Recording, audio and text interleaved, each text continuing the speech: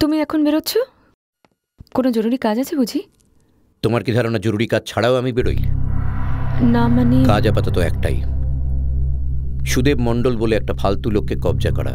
ওর বাড়ি, দোকান আর লাগোয়া জমিটা আমার চাই। সুদেব মণ্ডল নীরের বন্ধু অমলের বাবা? একটা ফিকিরির ছেলেকে আমার ছেলের বন্ধু বলতে তোমার সম্মানে একটু বাঁধলো না গুলশান? সেই ফিকিরি জমিটাই তো তুমি নিতে চাইছো।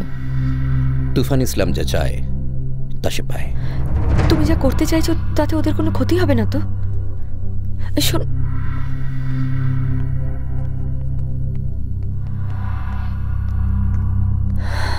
হায় আল্লাহ,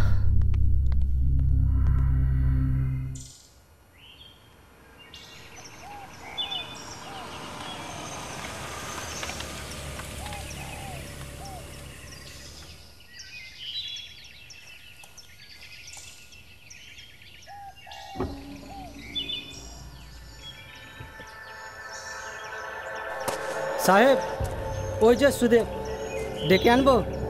না, হর্ন বাজাও।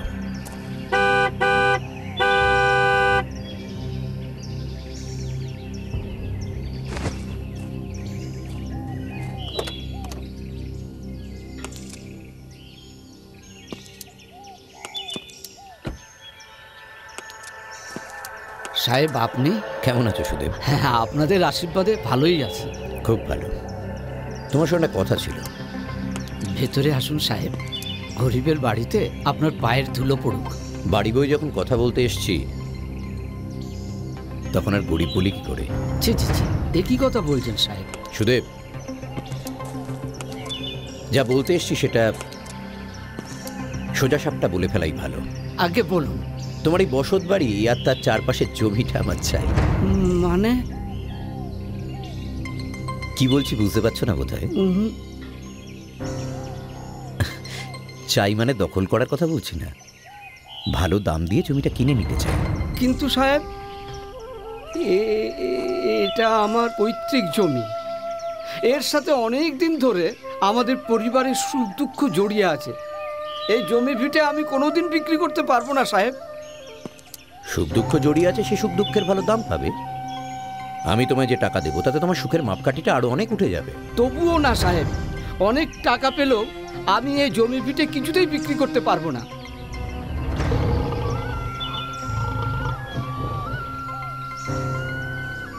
এটাই তাহলে তোমার শেষ কথা?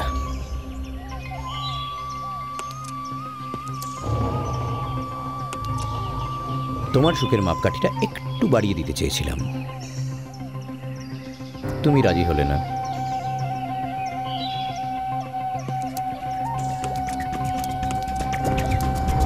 তোমার দুঃখের মাপকাঠিটার দিকে একটু নজর রেখ।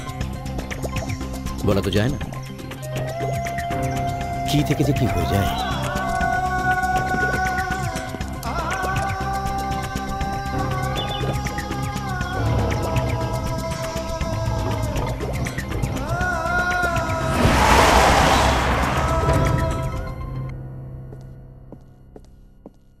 আরে আপনি? নমস্কার। নমস্কার। নমস্কার।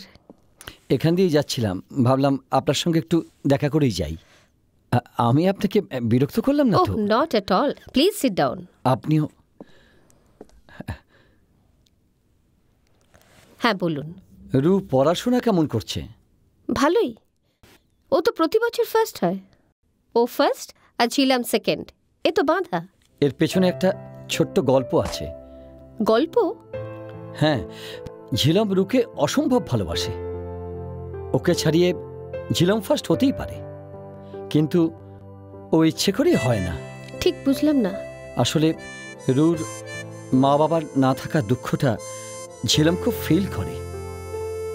ও আবার ফার্স্ট থেকে সেকেন্ড হয়ে নতুন করে দুঃখ পাক, এটা ঝিলম কখনোই চায় না। আমাদের বয়সে এসেও কি আমরা এরকম সুন্দর মনের পরিচয় দিতে পারি? সত্যি এদের মন কত পবিত্র, তাই না? আসলে হঠাৎ করে দাদা বৌদি অ্যাক্সিডেন্টে মারা যাবার পর থেকে রুহ আমার কাছেই মানুষ। ঝড়ের রাতে আমরা যেমন দুটো হাত দিয়ে প্রদীপের শিখাকে আগলে রাখি, বাঁচিয়ে রাখার চেষ্টা করি, আমিও ঠিক তেমনিভাবে আমার ভালোবাসা দিয়ে রুকে আগলে রেখেছি, বাঁচিয়ে রেখেছি। মেয়েটা বড্ডই অভিমানী, বড্ডই অভিমানী। আপনার মতোই সুন্দর মন পেয়েছে ও। আপনাদের বাগানে গোলাপ গাছে প্রথম যে সাদা গোলাপটা ফুটেছিল সেটা ও এনে আমাকে দিয়েছিল। আখরোট কাঠের বাক্সে সে গোলাপ আজও আছে। সে তো অনেক দিনের কথা, এতদিনের সব ধুলো হয়ে গেছে। সে ধুলোতে আমি আজও সুগন্ধ পাই, ভালোবাসার সুগন্ধ। ম্যাডাম, বাপ মামার ওই মেয়েটার কাছে আপনার মনের দাম কোটি টাকার সমান।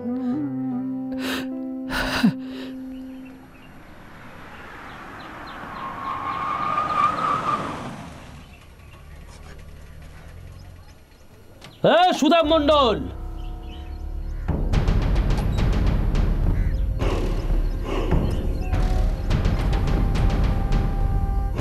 বাড়াবাড়িটা একটু বেশি হয়ে যাচ্ছে না?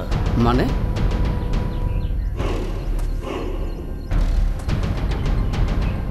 যেখানে থাকছো সেখানকার ভগবানের সঙ্গে পাঙ্গা নিচ্ছ। কে ভগবান? এই তো সালা 2 নম্বরই করছো। হুম? এখানে থাকো আর এখানকার ভগবানকে চেনো না? হ্যাঁ, এটা সালা ন্যাকামি না খচরামি? আমার ভগবান অন্য, স্বর্গে থাকেন।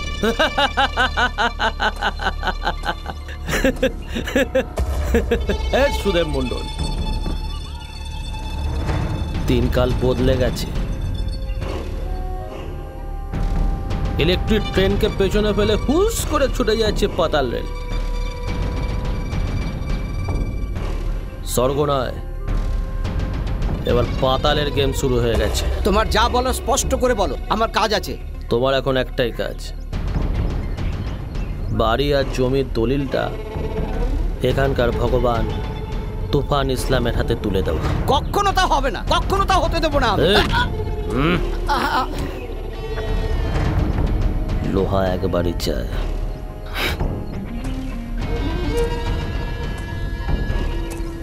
না পেলে লোহা কেড়ে নেয়। চেষ্টা করে দেখো, থানা পুলিশ বলেও একটা কথা।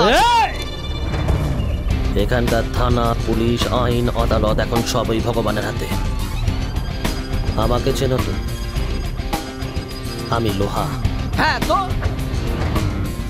মরচে না পড়া লোহা। কি কি করবে তুমি? লোহা মারলে মরে, নড়ে না।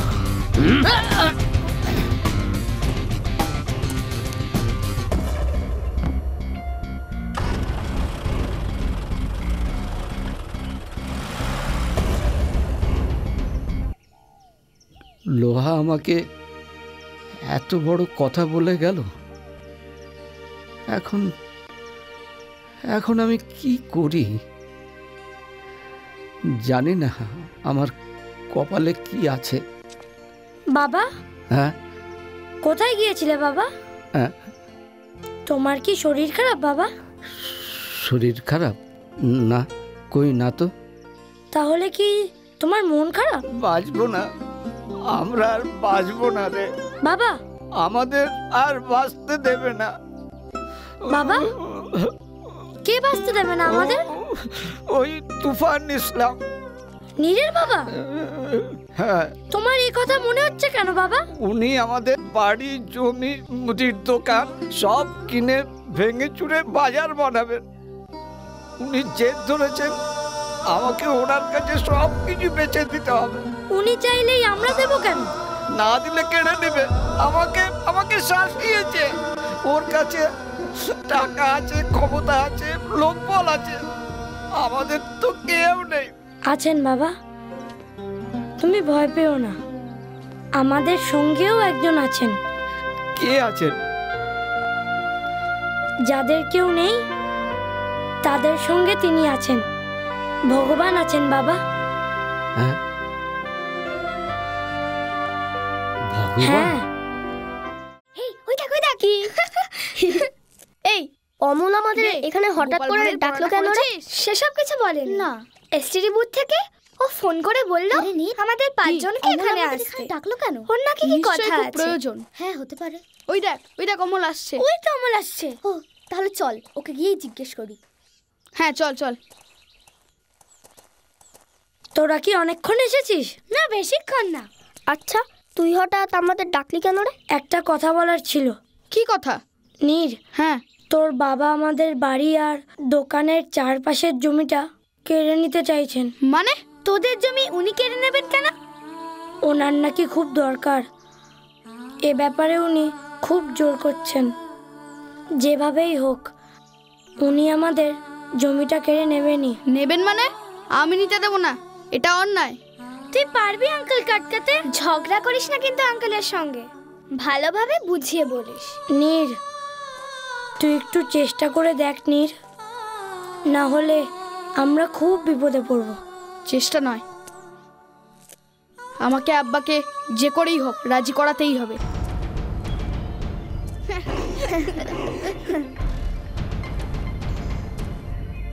ওই দেখ কে আসছে রে।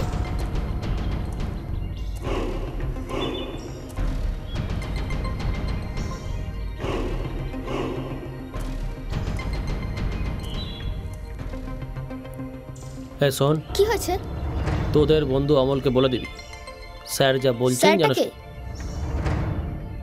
নীরের বাবা। ওনাকে আমরা আঙ্কেল বলি।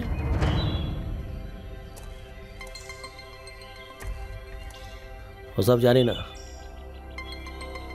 যা বললাম তোদের মাথায় রাখবি। হ্যাঁ তুই না, তুমি বলো। আরে বাবা, তাই নাকি? ঠিক তাই। যা বললাম তোমাদের কথাটা মনে রেখো। মনে রাখা যাবে না। মানে?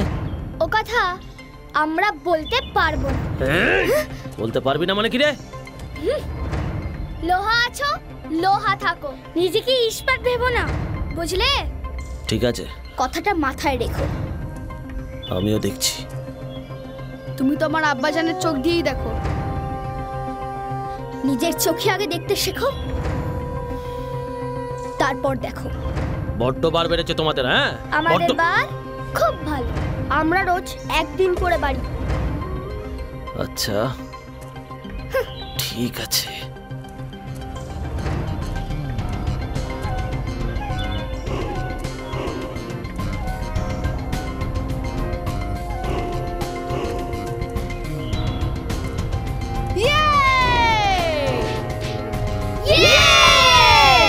কি গো শুনছো? অনেক রাত হয়ে গেল, খাবে চলো? এখনো বসে আছো? এসো এসো। শোনো, হ্যাঁ একটা কথা তোমায় পরিষ্কার জানিয়ে দিতে চাই। কি কথা? নীর যেন ওই মুদি দোকানের ছেলেটার সাথে না মেশে। মুদির দোকান? আর এই সুদেবের কথা বলছি, অমলের বাবা। ও, কিন্তু কোনো কিন্তু নেই। আমি চাইছি না মিশবে না, ব্যাস। ছেলেটার দোষটা কোথায়? ওর দোষ ও একটা হিন্দুর ছেলে।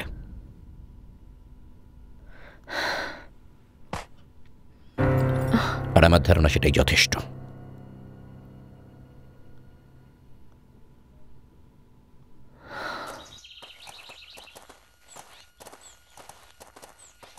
আচ্ছা বুবার অর্ককে আমরা যেখানে পাঠালাম সেই কাজটা কি ওরা ঠিকভাবে করতে পারবে?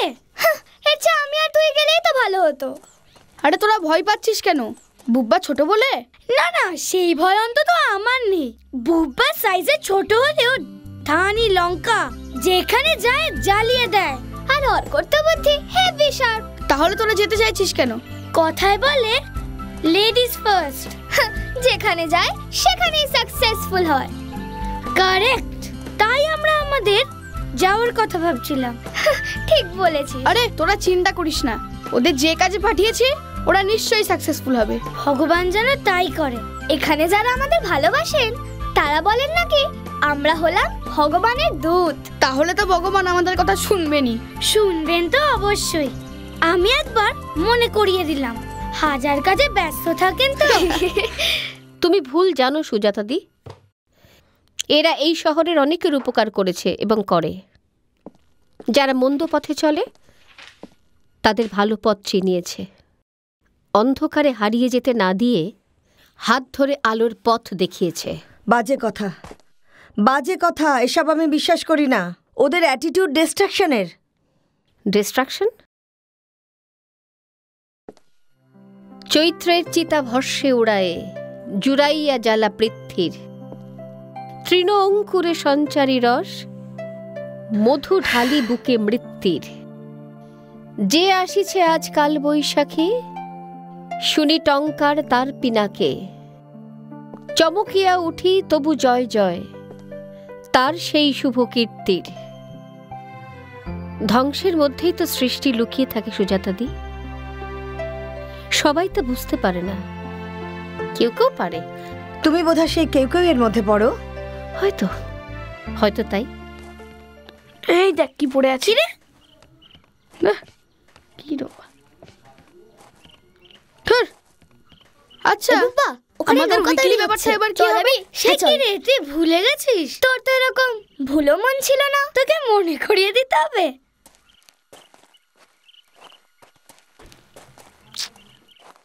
কি রিয়েলাইজ করছো তুমি? প্রথম প্রথম আমিও ওদেরকে জঞ্জাল ভেবে দূরে সরিয়ে দিতে চেয়েছিলাম। সেটাই তো উচিত ছিল। আমি পারিনি সুজাতাদি। ওদের প্রতি এটা তোমার অনর্থক দরদ শকুন্তলা হিসাবের কোনো মানে নেই। হ্যাঁ, আমিও তাই ভেবেছিলাম, কিন্তু হঠাৎ যে আমার চোখে পড়ল। কি চোখে পড়লো শুনি? আবর্জনা বলে আমি যাদের দুহাতে ঠেলে সরিয়ে দিতে চেয়েছি, আমি যে দেখতে পেয়েছি সেই আবর্জনার মধ্যে ফুল ফুটে আছে। ফুল? হ্যাঁ সুজাতাদি, ওদের 5 জনের মনে নির্যাস নিয়ে আবর্জনার মাঝে এক ফুল হয়ে ফুটেছে। এসব তোমার উদ্ভট কল্পনা। না না সুজাতাদি, এ আমার কল্পনা নয়, এ সত্যি। ওদের মধ্যে যে বিশ্বাস আমি পেয়েছি সেটা যে কল্পনা নয়, সেটা প্রমাণিত। এই দাঁড়া দাঁড়া, মনে পড়েছে। বলতো কি? আরে ঠাম্মি আমাদের নিজের রাতে খাওয়াবে বলেছে। কারেক্ট, বোকা হলেও তোর বুদ্ধি আছে। রু, সরি সরি, রাগ করো না কাকা। হেভি দিয়েছিস রু। কাকা এখন তো এরকমই চলছে ভাই। তোর কি হলো রে রু?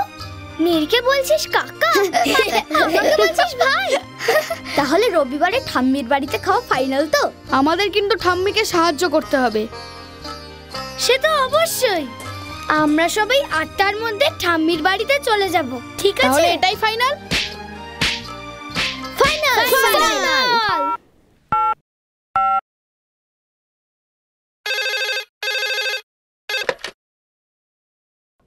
হ্যালো রু। ও বল। তুই কি? ডাল। আর তুই? চাল।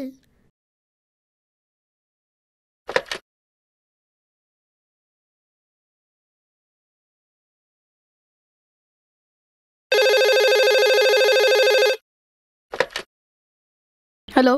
হ্যাঁ ঝিলাম বলছি। হ্যাঁ বল। আচ্ছা তুই কি আনছিস রে? ভেজিটেবলস। আর তুই? ও আমি বিস্কিট, আচার আর পাউরুটি।